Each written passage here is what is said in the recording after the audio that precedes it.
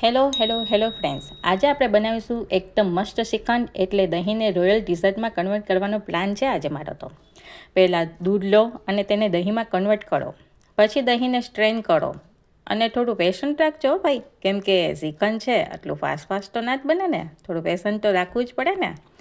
પછી સ્ટ્રેન કરેલા દહીંને એક બાઉલમાં લઈ લો અને તેને એકદમ મિક્સ કરો, બને એટલું વધારે મિક્સ કરો જેથી આપણું શ્રીખંડ છે એકદમ સોફ્ટ બને.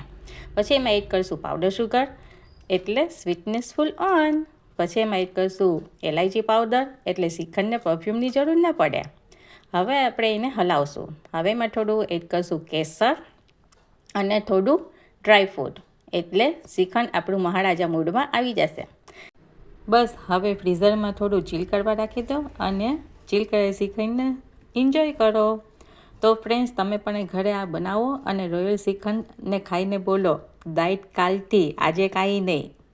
એન્જોય. તો કેવું લાગી આજે મારી શ્રીખંડની રેસિપી? જો તમને ગમી હોય તો લાઈક કરો અને શેર કરો.